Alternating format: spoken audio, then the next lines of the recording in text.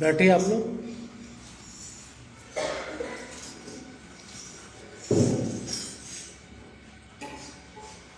आज का जो टॉपिक है वो है पुराना और नया जीवन, और इसका जो मुख्य पद मिलेगा आपको वो है 2 कुरिन्थियों 5:17। 2 कुरिन्थियों 5 बाब उसका 17 पद पढ़िए जरा जोर से, इसको मिल जाए। 2 कुरिन्थियों 5 बाब 17 पद। इसलिए ध्यान से सुनिए, यदि कोई मसीह में है तो वो नई सृष्टि है। पुरानी बातें बीत गई, देखो सब बातें नई हो गई। आइए दुआ मांगे। खुदावन आपका शुक्रिया अदा करते हैं आज के इस वक्त के लिए जो आपने हमको दिया, और इस समय हम आपके कलाम पर मनन करने के लिए जा रहे हैं। हमारी अगुवाई करना, हर एक के दिल और दिमाग को आप खोल देना, ताकि आज के कलाम पर बख्शिश हो सके और हम सब समझ सके। खुदावन यीशु मसीह के नाम से मांगते हैं, आमीन।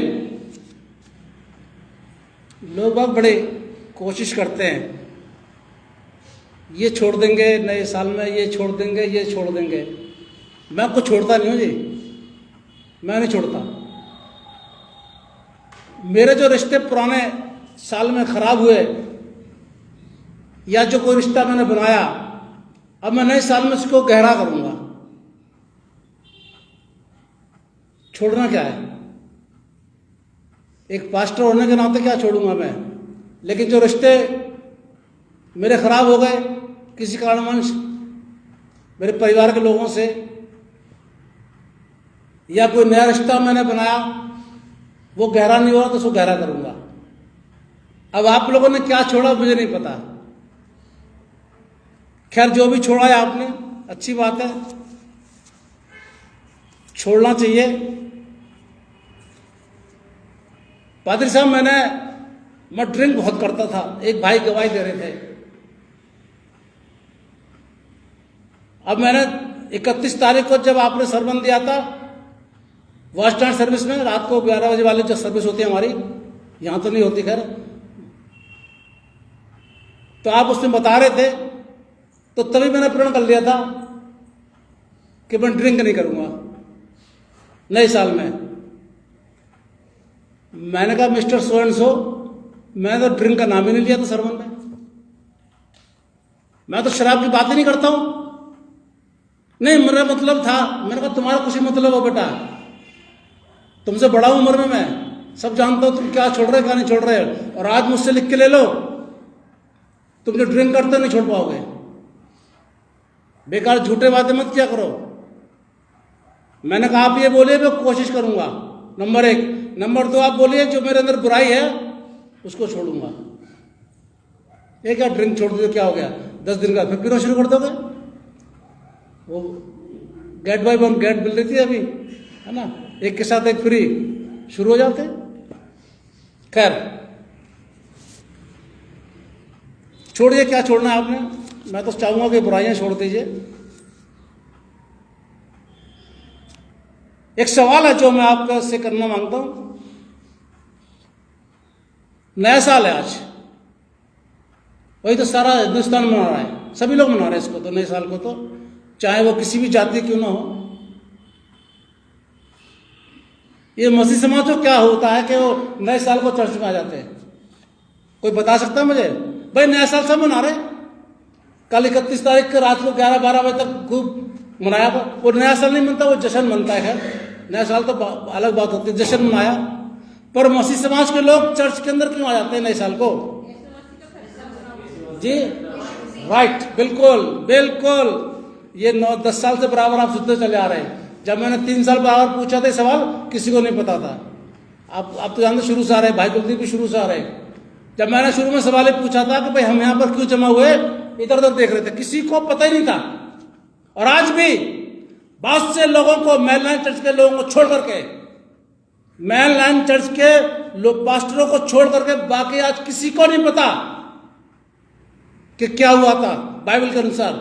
ये पता है 31 तारीख को जश्न मनाएंगे, ये पता है 31 तारीख को आग जलाएंगे, ये पता है 31 तारीख को झूमेंगे, ये पता है 31 तारीख को पुलाव खाएंगे, ये पता है 31 तारीख को बिरयानी खाएंगे और हैप्पी न्यू ईयर करेंगे। ये पता है, ये हो रहा है। मसीह समाज के लोग ऐसे कर रहे हैं, लेकिन मैन लाइफ चर्च का कोई भी पास्टर को आप ऐसा करते हुए नहीं देखेंगे। हाँ, मनाते हैं, वर्शिप होती है, हमारी होती है, 11 से 12 बजे तक होती है, बिल्कुल। यहाँ तो मैंने शुरू में बात करी थी, अरे भाई बाप रे बाप, ऐसे ऐसे कर रहे थे मेरे से, बताइए, मैं तो तरस गया अभी करते हुए। भैया कितने बहुत से लोग, अरे भाई सब ठंड है, मैंने बंद कर दी, मेरे मुझे क्या है। 24 तारीख को भी हमारी 11 बजे होती है, लेकिन अभी भाई साहब जल्दी कर लीजिए, इसको जल्दी कर लेते क्या, वो तो जैसा आप कहोगे वैसे कर लूंगा मैं।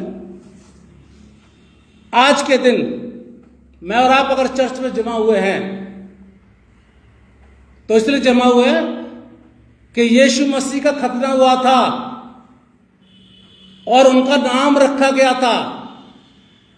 लूका 2 और 21 पद पढ़िए जरा फिर से, 11वीं बार पढ़वा रहा हूं आज मैं फिर से आपको। लूका 2:21, जिसको मिल जाए। जब 8 दिन पूरे हुए, ध्यान से सुनिए, 8 दिन, 25 तारीख से लेके आज कौन सा दिन है? जब 8 दिन पूरे हुए तो उसके खतने का समय आया, तो उसका नाम यीशु रखा गया, जो सरदूत ने उसके पेट में आने से पहले बोला था। जब 8 दिन हुए, ये लॉ खुदा ने, लॉ ये व्यवस्था बनाई थी खुदा ने। अब्राहम से बोला था, अब्राहम का तो खैर 99 साल में हुआ था, बहुत लंबी उम्र में हुआ था। इस्माइल का बड़ा हो गया था, लेकिन उसने उस समय से ये वाचा बनी थी, अब्राहम तेरे वंश के लोग 8 दिन के बच्चे का खतना कराएंगे। कंपलसरी था ये, हर यहूदी के लिए कंपलसरी था कि वो खतना कराए अपने 8 दिन के बच्चे का। और यदि खतना नहीं होता था तो व्यवस्था को नहीं माना जाता था। अब जोड़ लीजिए आप, एक बार बात हो रही थी, एक इंडिपेंडेंट पास्टर जो जिनको ज्ञान में कुछ होता नहीं, बन जाते वैसे ही पादरी को, नहीं साहब पादरी साहब खतरा नहीं हुआ, वो तो खतरा कहाँ हुआ भाई उसका। मैंने कहा बाइबल बता रहे, नहीं बाइबल में नहीं लिखा जी खतना हुआ। मैंने पढ़ लो भाई, नहीं ये तो लिखा समय आया। मैंने कहा आपको बपतिस्मा हुआ? हाँ हुआ। मैंने किस समय हुआ? जब समय आएगा तभी तो बपतिस्मा होगा। मैंने कहा बचपन में हुआ या बड़ेपन में हुआ, छींटे का हुआ या डुबकी का हुआ? अब घूम रहे हैं वो, दबा दी उंगली उसकी, कह रहा बहस मत करना इनसे बहस मत करना इस मामले के अंदर, बिल्कुल। अरे खतने का समय आया, बाइबल बता रही है कि 8 दिन के बाद बच्चे का तुम्हारा खतना होगा, तो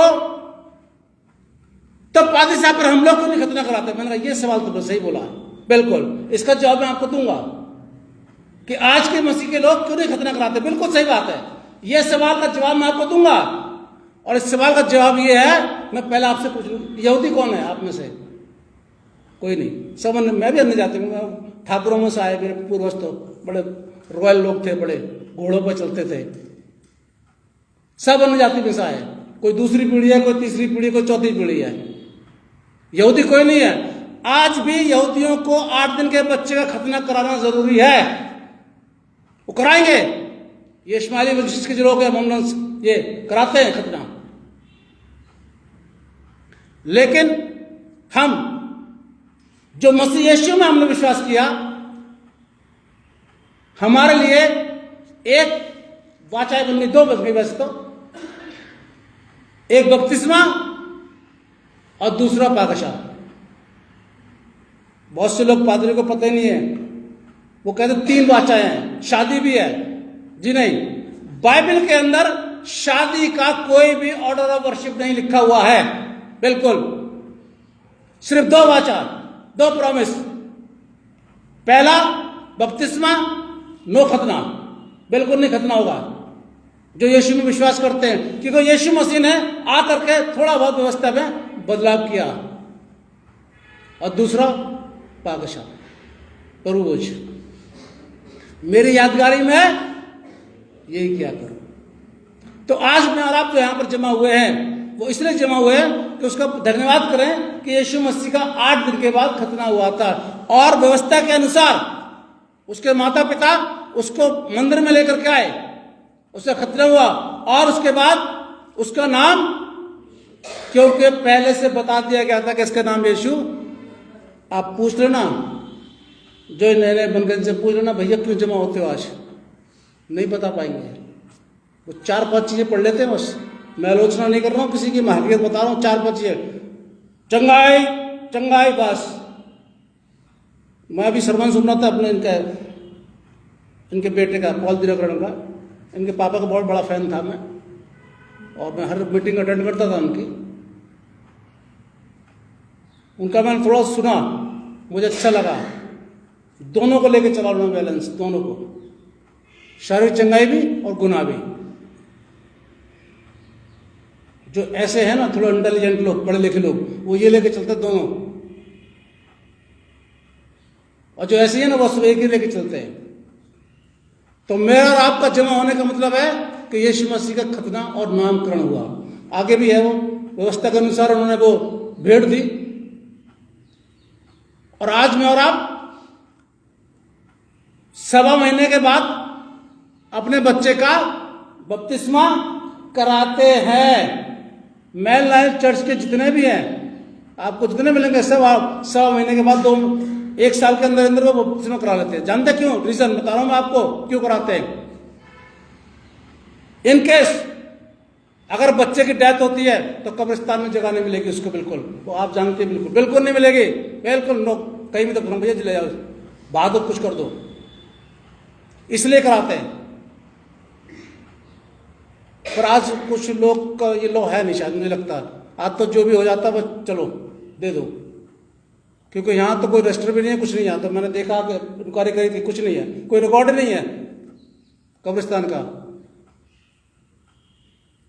अभी अगर मेरे बच्चे चाहें तो अपने दादा का कब्रिस्तान से रिकॉर्ड निकलवा सकते हैं, पूरा रिकॉर्ड निकलवा लेंगे, कब डेथ हुई इनकी, कब दफनाया, किसने दफनाया, कौन से पादरी साहब ने दफनाया। पर यहां से कुछ नहीं है, यहां तो हुआ है कि नहीं, दे दो जगह, इसलिए करा। मैं आपसे ये नहीं कह रहा हूं कि आप 1.25 महीने में बच्चे करा ले, वो आपकी मर्जी है, आप कराइए मत कराइए, वो आपके ऊपर डिपेंड करता है। ऐसे कोई कानून नहीं बना बाइबल के अंदर, वो आपकी मर्जी है। आप डूबा कराइए, छीटा कराइए, जैसा कराइए, लेकिन बपतिस्मा होना चाहिए।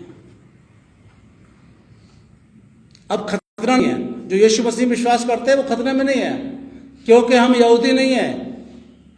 आज ये बहुत से यहूदियों का लॉ है, और वो यहूदी लोगों को 8 दिन के बाद में अपने बच्चे खतना कराना लाजमी होगा, कराते हैं। लेकिन हमारे यहाँ बपतिस्मा कराना लाजमी होता है। तो ये आज का दिन है, आज के विषय के लिए बहुत सी सारी बातें मैं पहले बता चुका हूं आपको। हर साल व्यवस्था में से निकलवाने काका पढ़वाए, लेकिन इसको नहीं चलेंगे। चलिए आगे चलते साहब। पुराना जीवन और नया जीवन। कुछ लोग अपने जीवन में आगे बढ़ते हैं और कुछ समय के बाद में उसको पीछे हट जाते हैं, छोड़ देते हैं, फिर उसी में आ जाते हैं जोश में। इधर जोश बहुत दिखा मैंने, बहुत जोश देखा, जोश में आ जाते हैं, मैं प्रभु में हूं, मैं प्रभु में हूं, जोश में आकर के। और धीरे धीरे उनका जोश, यहां भी बहुत से लोग आते थे प्रभु में है जी, वचन बांटते हैं, अच्छी बात है, पता चला कोई भी नहीं आ रहा। तो लोग आगे बढ़ करके और फिर पुराने जीवन में आ जाते हैं। ऐसा अक्सर होता है लोगों के साथ। आज हम बाइबल से एक बहुत बड़े कैरेक्टर, बहुत बड़ा चरित्र है बाइबल के अंदर, उसका जीवन देखेंगे। वो खुदा के नजदीक आ गया, खुदा से बात कर रहा है, खुदा उसको दर्शन दे रहा है, वो खुदा से बुद्धि मांग रहा है, खुदा बुद्धि के साथ साथ उसको दौलत दे रहा है। और इतना अकलमंद, इतना दौलतमंद कि अभी तक कोई नहीं हुआ। उसने सर्वोदय लिखा, श्रेष्ठ गीत लिखा, नीति वचन लिखे, इतना बड़ा। और राजा, राजा का बेटा राजा, और वो पीछे हट गया। नाम कोई बता सकता है? बिल्कुल बिल्कुल सही है, आप लोग सही चल रहे हैं, मेरे साथ है, बाइबल के साथ है आप लोग। बैतशेबा दाऊद का बेटा, दाऊद ने कोशिश करी मैं खुदा का भवन को बनाऊंगा। खुदा ने बोला तू नहीं बना पाएगा। वाय? क्यों? क्योंकि तू राजा है, तू हत्याएं करता है, तेरे हाथ खून से सने हुए हैं, लिखा बाइबल के अंदर। हाँ, तेरा वंश, तेरा बेटा मेरा भवन बनाएगा। और दाऊद ने जितने खुदा के भवन के लिए सामान था सारा का सारा इंतजाम कर दिया, सब, कि किसी तरह कोई कमी ना हो। और सुलेमान ने खुदा का भवन बनवाया। खुदा का भवन उसने पहले बनवाया, बाद में उसने अपना भी राजमहल बनवाया। और फिर उस भवन के अंदर दुआ करी। आप पढ़ लीजिए, पहला राजा 8-9 अध्याय पढ़ेंगे ना, उसमें सब मिल जाएगा। फिर बीच बीच में से ना, इसलिए नहीं बता रहा मैं आपको। 8 से शुरू करेंगे तो ये सब आता चला जाएगा। पहला राजा, दुआ करी उसने। शिवा की रानी उसकी बुद्धि को देख करके उसके पास आई, और जानते हैं शिवा की रानी ने क्या बोला? आप निकाले जरा। उसने अपना राजमहल बनवाया। पहला राजा 7-1 पढ़ लेना, आपको मिल जाएगा। उसने बहुत अच्छे से काम किए। पद 15-26, पहला राजा 8 में से पढ़ेंगे तो आप मिल जाएगा। पहला राजा 9, 15-26, ये आपको पता चल जाएगा कि उसने कितने बड़े बड़े काम किए। अब निकाले, शिवा की रानी उसके पास आई मुलाकात करने के लिए। पहला राजा 10 अध्याय निकालिए जरा। पहला राजा 10, ये मैंने बताया ना, पहला राजा 8 से शुरू करना, तो आपको स्टार्टिंग करेंगे, सब मिल जाए जो मैं बता रहा हूं मैं आपको, सब मिलेगा आपको। पहला राजा 10 निकालिए, 1 से 10 में इसका शिवा की रानी का वर्णन मिलता है। उसके पास आती है, भेंट लेकर के आती है, और जानते हैं क्या बोलती है? सुलेमान को शिवा की रानी क्या बोलती है? पढ़िए जरा, पद 8। धन्य है तेरे जन। देखिए साहब, ये बोल रही है शिवा की रानी। उसकी बुद्धि को देख करके, उसकी अकलमंदी को देख करके शिवा की रानी ने बहुत से सवाल किए थे। सारे सवालों का जवाब सुलेमान ने दे दिए थे। उसके बाद वो बोलती है धन्य तेरे जन। आगे भाई, धन्य है तेरे सेवक जो हमेशा तेरे साथ में रह करके तेरी बुद्धि की बातें, इतना बुद्धिमान था। आगे, और धन्य है तेरा परमेश्वर यहोवा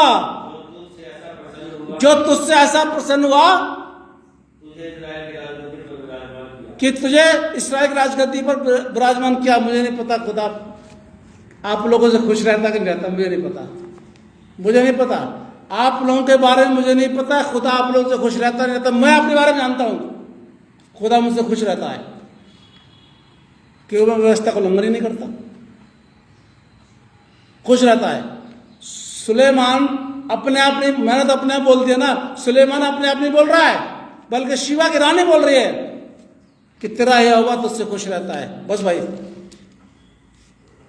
ये शिवा की रानी ने बात करी। इतना अच्छा बेहतरीन राजा होने के बावजूद, अच्छे अच्छे इसने काम किए, काम होने के बाद ये पीछे हट गया। और जानते पीछे क्यों हटा? अब कड़ी बात बोलूंगा मैं आपसे, निकालिए। पहला राजा 11 है। आपको मालूम होना चाहिए कि सुलेमान पीछे क्यों हटा और किसने हटाया उसको पीछे। पहला राजा 11, ध्यान से सब लोग सुनिएगा, मैं पढ़ रहा हूं आपके सामने पहले पद से।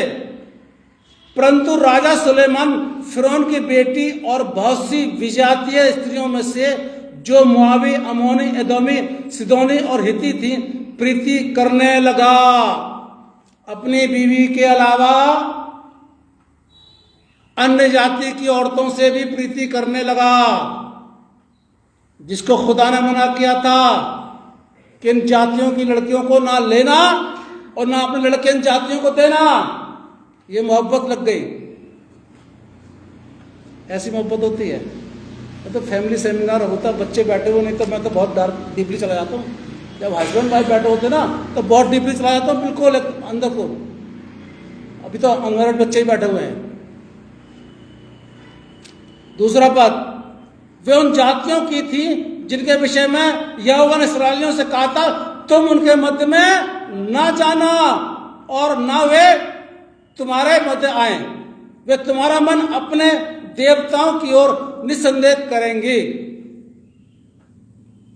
लो, आज्ञा खुदा की। इसलिए बता रहा हूं मैं आपको, मेरे पास कोई अगर ऐसे केस आते ना, अवॉइड करता हूं मैं बिल्कुल। भाई पहले तौबा करो, यीशु में विश्वास करो, चर्च में आओ। मेरा तो रहता 3 साल का कब से।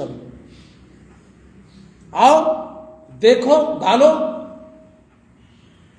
अच्छा लगता है नहीं लगता है बात करना। अगर मैं रहता हूं, मेरा ट्रांसफर करनी होता, मैं रहता हूं तो मैं 3 साल के बाद तुम्हारे को देखूंगा, करूंगा, अदरवाइज सॉरी। अरे भाई साहब इतने ले लीजिए। मैंने कहा पैसे के भूखा हूं क्या मैं? क्या रोटी नहीं मिलती मुझको खाने के लिए? क्या कपड़े नहीं पहनता हूं? अरे मेरे तो बैकग्राउंड ऐसी है। ऐसा नहीं कि भूखे भूखे, मतलब मैं आपने मेरी गवाही सुनो कि मैं बहुत भूखा था, बड़ी तंगी थी, मेरे पास खाने को पैसे नहीं हुआ करते थे, मैंने प्रभु से मांगा, मेरे पास नहीं था साहब बिल्कुल भी। अच्छे खाते थे, अच्छा पहनते थे, रॉयल बिल्कुल। आज भी ऐसे नहीं बन गया मैं आकर के।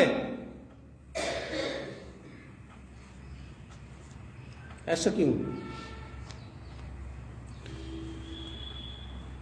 पहले आओ खुदा के नजदीकी, उसके बाद हम बात करेंगे। और वैसे मैं तो डिसिप्लिन फॉलो करता हूं अपने एमसीआई का।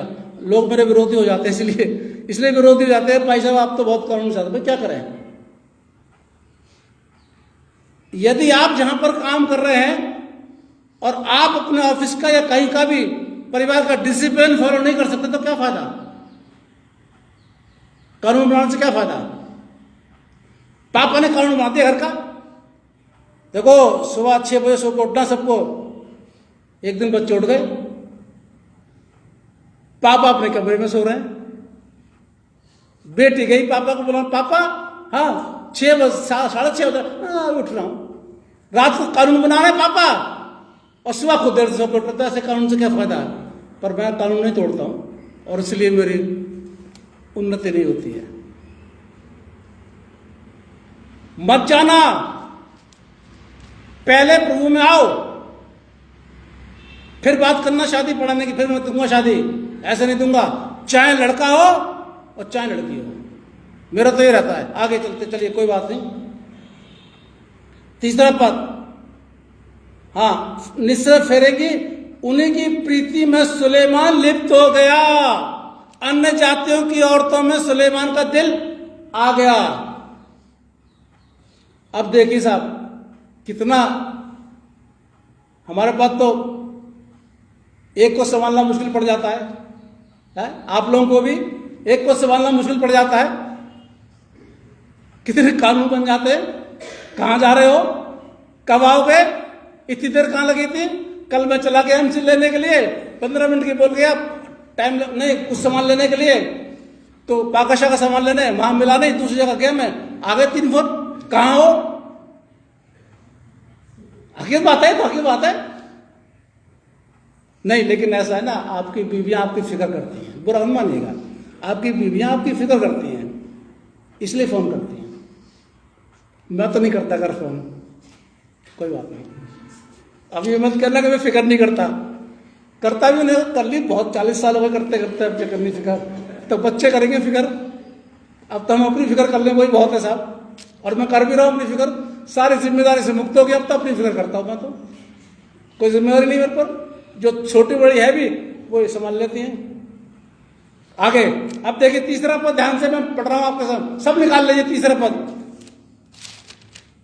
उसके 700 रानियां, बाप रे बाप, 700 रानियां जिनसे उसने शादी करी है। कैसे संभालता होगा? है? और 300 रखेलियां। रखेलियां पता कौन होती हैं? बताओ क्लियर। जो औरत बिना शादी के किसी यहां रहती है उसको बोलते हैं बाइबल के अंदर रखेल। ये लिखा बाइबल के अंदर। रखेलियों को कोई वो नहीं होता है, कोई स्पॉन्सर नहीं होता है, कोई हक नहीं होता है, बिल्कुल नहीं होता। बीवी का हक होता है जो शादी करती है, और जो बिना शादी के रहते हैं आजकल, चाहे वो लड़का हो लड़के, रखेलियां बोला जाता है, उसको रखेल बोला जाता है बाइबल के अंदर। कितनी रखेलियां थी इसकी? 300, जिनका कोई हक नहीं था। राज से, इसकी प्रॉपर्टी से, इसके बैंक बैलेंस से, इसका कोई, इनके 300 का हक नहीं था कि वो रखेलियां थी। मैंने बोला ना, एक नहीं संभाली जा रही, 700 का संभालता था ये। चलिए रखेलियों को छोड़ दीजिए, वो तो वैसी है, आई गई होती रहती है, इनका तो क्या है। जहां ज्यादा पैसे मिले वहां चली गई, जहां कम मिले वहां गई, इनका कोई बदल। लेकिन 700 रानियां थी उसकी, 700। उसके बाद और उसकी इन स्त्रियों ने उसका मन बहका दिया। तभी खुदा मना करता है, तभी खुदा मना करता है कि भैया अन्य जातियों की औरतों को अपने मतलब घर में लेकर के आओ और ना ही इनको दो। तभी खुदा मना करता है, क्योंकि क्या करते हैं ये, अपने देवी देवताओं में बहका देते हैं। और सुलेमान का यही हाल किया। 7 और 300 कितने हो गए? 1000 औरतें। बताइए साहब, एक आदमी के बीच में 1000 औरत। और कौन है ये? छोटा मोटा नहीं है। कौन है? बड़ा राजा, इस्राएल का राजा। कौन है ये? खुदा का भवन बनाने वाला। कौन है ये? खुदा के नजदीक रहने वाला। कौन है? इतना बुद्धिमान, इतना दौलतमंद। और ये कहां चला गया? अरे तुझे गिरना होता तो कहीं और गिर जाता ना भाई। इसलिए मैं कह रहा हूं, मैं डीप नहीं जाऊंगा। कभी आप बोलना भाई साहब सेमिनार करिए परिवार का, पति पत्नी का, फिर आपको हकीकत बताऊंगा मैं कि क्या रिश्ते हैं पति पत्नी के, कौन सा जायज है कौन सा नाजायज है। बाइबल से बताऊंगा, ऐसे नहीं बताऊंगा। पाबंदी, कितनी पाबंदी है पति के ऊपर, कितनी पाबंदी पत्नी के ऊपर। बहुत सी पाबंदी बेमतलब में लगी हुई आजकल, बेमतलब में लगा रखी है, कोई मतलब नहीं है, जो पद है ही नहीं पाबंदी। आप बता देना भाई साहब करना तो बता दो, कर लूंगा मैं, ठीक है, ऐसी कोई बात नहीं है। वैसे तो अभी कन्वेंशन कराने वाला हूं मैं कुछ दिनों, कुछ में। आगे चलिए साहब। अतः जब सुलेमान बूढ़ा हुआ तब उसकी स्त्रियों ने उसका मन पराय देवताओं की ओर बहका दिया, और उसका मन अपने पिता दाऊद के समान अपने परमेश्वर यहोवा पर पूरी रीति से ना रहा। बैकवर्ड हो गया, बैक गया, ये खत्म, फिनिश। इसका नाम इब्रानियों 11 अध्याय में नहीं आया।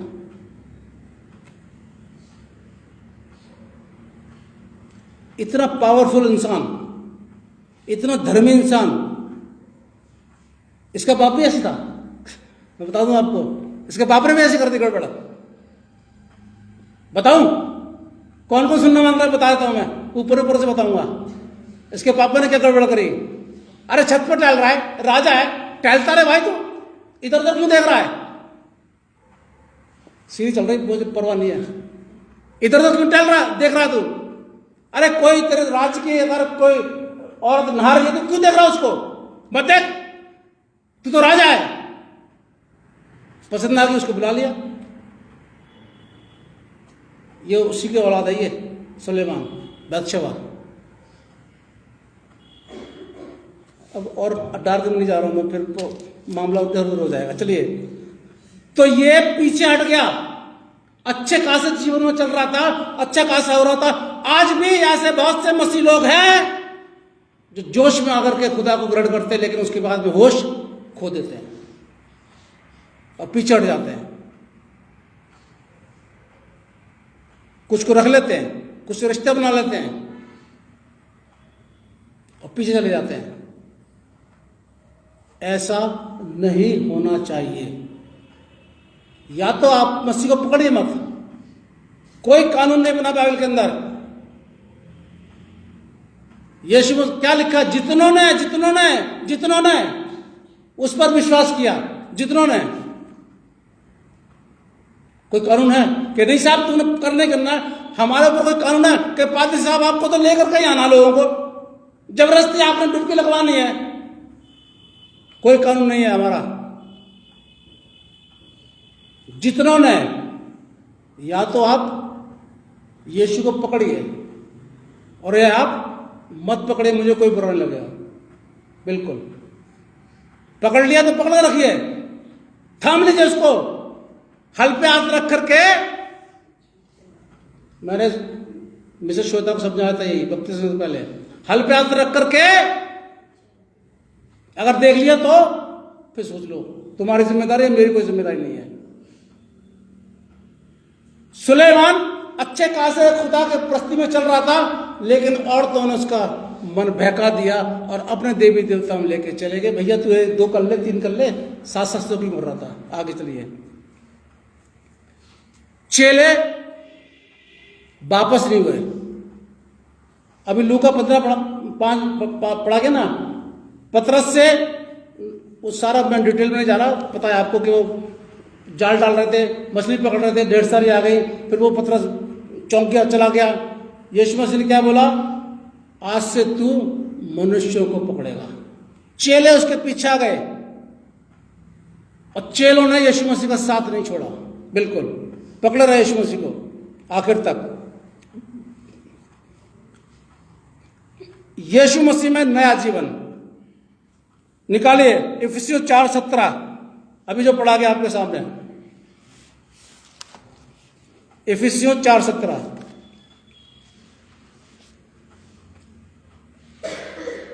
17 से पढ़ रहा हूं मैं आपके सामने, इफिसियों 4:17 पद से पढ़ रहा हूं। इसलिए मैं ये कहता हूं और प्रभु में आग्रह करता हूं कि जैसे अन्य जाति लोग अपने मन की अनर्थ रीति पर चलते हैं, तुम अब से फिर ऐसे ना चलो। आगे और आगे बढ़ते हैं हम, 20 पद में आ जाइए, 19 में।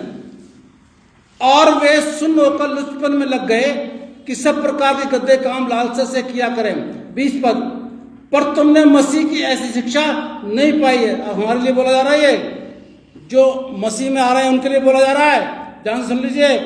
पर तुमने मसीह की ऐसी शिक्षा नहीं पाई, वरन तुमने सचमुच उसकी सुनी और जैसा यीशु में सत्य है उसी में सिखाए भी गए। कि तुम क्या सिखाए गए? क्या अब पौलुस आगे बोल रहा है, क्या सिखाए गए? कि तुम पिछले चाल चलन के पुराने मनुष्य को जो भरमाने वाली अभिलाषाओं के अनुसार भ्रष्ट होता जाता है उतार डालो। बपतिस्मा लेने से पहले, प्रभु ग्रहण करने से पहले पुराना लिबास उतार दो। ये समझा रहा पौलुस इफिसियों कलीसिया को, और यही हम लोग समझाते हैं। पद 23, और अपने मन के आत्मिक स्वभाव में नए बनते जाओ, पुराना उतार के नए बनते जाओ। पूरा पढ़ लेना फिर आप। कुलुस्सियों 3 निकालिए जरा, कुलुस्सियों 3 आगे चलते जाइए, इसी के इसके आगे है कुलुस्सियों 3, फिलिपियों के बाद देख लेना, पेज नंबर 279। कुलुस्सियों 3 अध्याय निकाल लिया।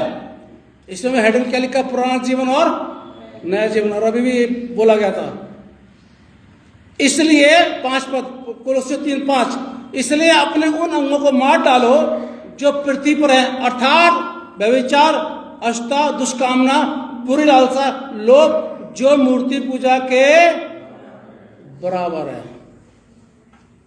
अब मूर्ति पूजा पे आऊंगा अभी मैं, आगे पढ़ना पूरा लिखा हुआ है नया जीवन। अब आ जाइए साहब 2 कोरिन्थियों 5:17 में आइए जरा आप। अब इसकी बात करते हैं। ये सेमिनार का कुछ हिस्सा था जो मेरे सेशन था। ये 2 कोरिन्थियों 5:17,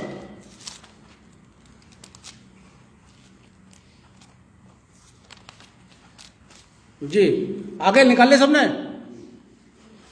इसलिए यदि कोई मसीह में है तो वो नंबर 1 मसीह में है, वो है नई सृष्टि। आप फिर से अपना अपना देख लीजिए, आप लोग अपना, आप लोग मसीह में है या नहीं है? पहली बात तो ये, अगर हैं तो नई सृष्टि है। आगे देखो, सब बातें नई हो गई, मसीह में आने में सब बातें नई हो गई, पुरानी बातें बीत गई, देखो सब नई हो गई। अब ये पुरानी और नई क्या चीज है? अब आ जाइए आप लोग यहां पर। मुझे तो कोई पैदाशी मसीह दिखा नहीं साहब, 11 साल हो गए, क्या ये 11वां मेरा बर्थडे बन रहा है, नया साल। मुझे तो दिखा नहीं कोई पैदाशी, जिसको कहते हैं पैदाशी वंशज वाले, मुझे तो कोई नजर आया नहीं। अगर हैं भी तो काम नहीं उनके ऐसे, सीधी स्पष्ट बात, बिल्कुल क्लियर बोल रहा हूं मैं तो। कन्वर्टेड अच्छी बात है, अच्छी बात है, होना चाहिए, कोई बड़ी बात बुरी बात नहीं कि आप लोगों ने, हम भी कन्वर्ट हुए, हमारे पूर्वज भी हुए, ऐसी कोई बात नहीं, बिल्कुल। अब आ जाइए, पुरानी बातें कौन से? पुरानी बातें कौन से? पुराने रीति रिवाज नंबर 1, पुराने धार्मिक काम नंबर 2, पुराने देवी देवता। अब फिर एक बात बोलूं आपसे, मसीह लोग जो आए, वो छल्ली वाला त्योहार आता ना, एक छल्ली में देखते साहब। काय के लिए देखते हैं? पति की उम्र बढ़ जाए। 64 साल हो गए, आज तक वो छल्ली में नहीं देख रहा। हमारे बिशप साहब 75 ईयर्स के हो गए, उनकी बीवी ने आज तक छल्ली में नहीं देखा। आज का मसीह विश्वास किस पे कर रहा है? छल्ली पे। ये छल्ली में देखूंगी तो मेरे पति की उम्र, भैया यीशु मसीह कहां गया? फिर हाईवे प्रेस द लॉर्ड कहां गया? कड़वा बोल रहा हूं लेकिन साकित बोल रहा हूं, आपको पता समझ में आ रहा होगा, बिल्कुल। जरूरी है क्या? अरे जब मसीह में आ गए हैं तो आपके पति की उम्र कौन बढ़ाएगा? यीशु मसीह। वो छल्ली थोड़ी बढ़ाई कोई। छोड़ दीजिए जो कर रही है हरकतें, पता है मुझे कौन करता है ये, छत पे खड़े होकर के, समझे? और वो मजाक नहीं कर रहा हूं, मैं हकीकत बता रहा हूं आपको। मैं भी जब था तो देखता था बचपन में छत पर लेके, ठीक है। एक दिन ये मुझे ले गई, चलो तो मैं दिखा के लाती हूँ।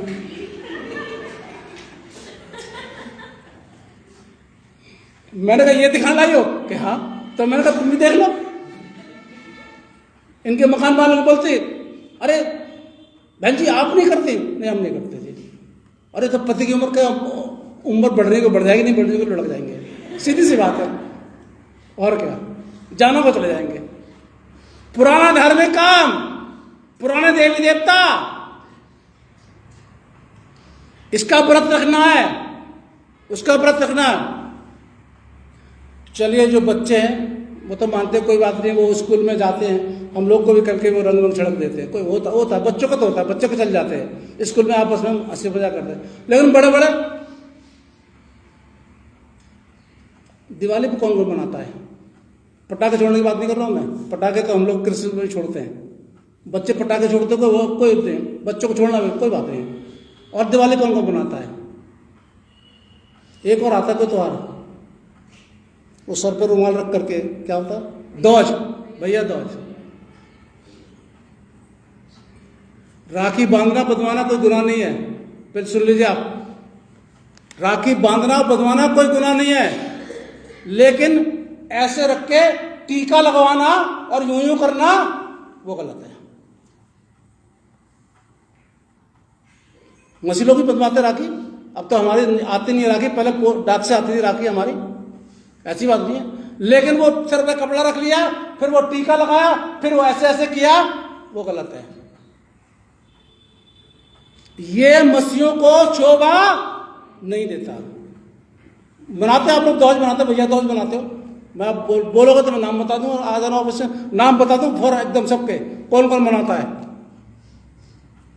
पुराने सिस्टम, पुरानी बातें, पुराने धार्मिक काम, पुराने रीति रिवाज आपको छोड़ने पड़ेंगे अगर आप मसीह में हैं तो, नहीं तो आप मसीह में नहीं है। झूठ बोलते हैं आप लोग, ढोंग करते हैं, पाखंड करते हैं लोग, ऐसे हालेलुया हालेलुया गलत बोलते हैं बिल्कुल। पहरावा वो बदलना पड़ेगा। मैं ऐसी बात नहीं कर रहा, मतलब बहुतों को मैंने देखा लेडीज पास्टर बनी हुई हैं, मांग भर जाती है यहाँ पे, नाक में पहन रहती हैं, ठीक है, पास्टर बनी हुई हैं, और वो क्या मुझे पहचान नहीं मंगलसूत्र की? किसी को नहीं पहचान होगी साहब? अरे हमारी बीवी नहीं डालती, इसका मतलब क्या हमें पता नहीं है? और पास्टर बनी है, फिर कहते हैं प्रभु में। कहां से हो अब? कहां से प्रभु में? बपतिस्मा हो गया जी हमारा, और उनसे उन्होंने बपतिस्मा दिया था और डूब कर लिया था, बहते हुए पानी में लिया था जी हमने।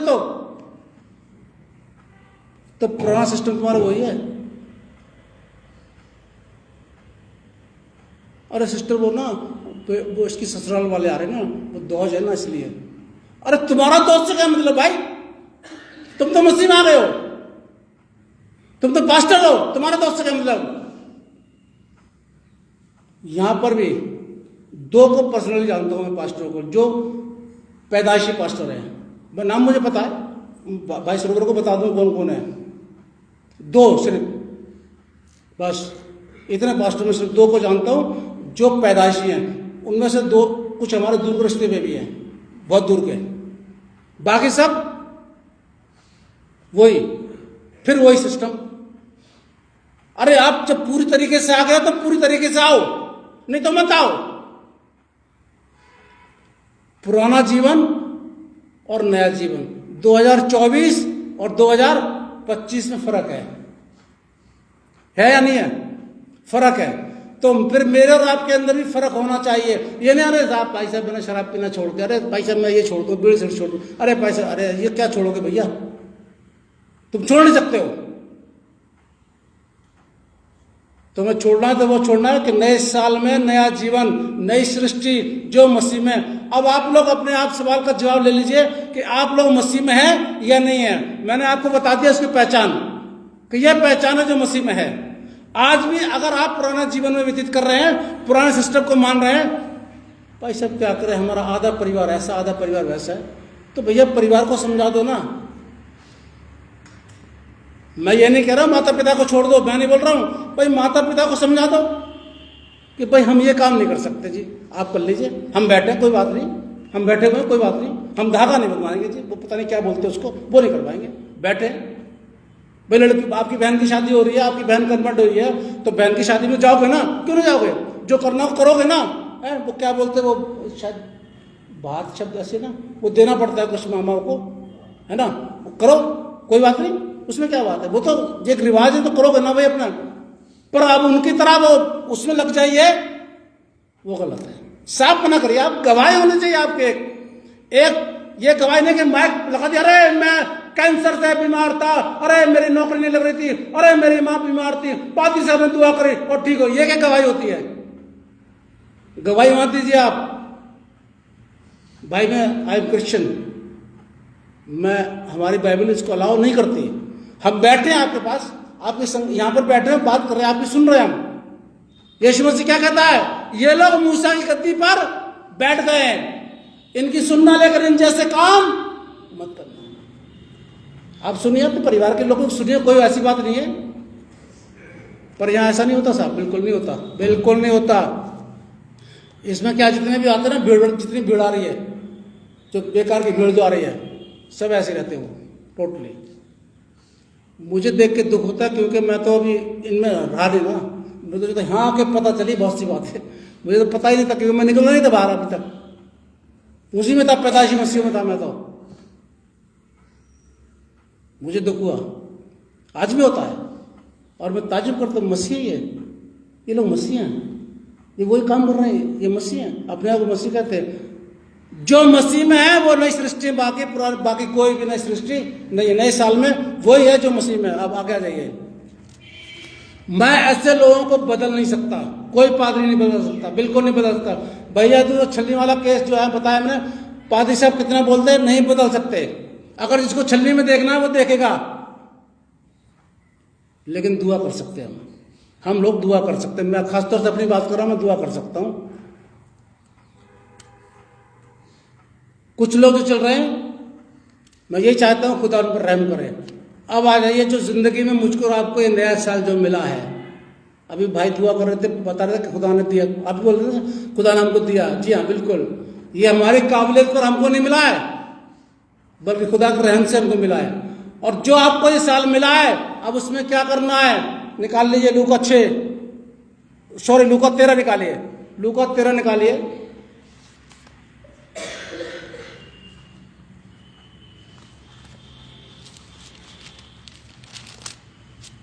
लूका 13 6 पद में आ जाइए जरा आप। यीशु मसीह यहां पर एक दृष्टांत दे रहे हैं कि भाई किसी ने अपने एक अंगूर की बाड़ी लगाई और उसका मालिक आया फल ढूंढने के लिए और उसको फल नहीं मिला। मैं शॉर्टकट में बता रहा हूं, बाकी पढ़ते रहिए आप। मालिक को बुलाया, इसे फल नहीं लगता है, ये बेकार की भूमि घेरे हुए, इसको काट डाल।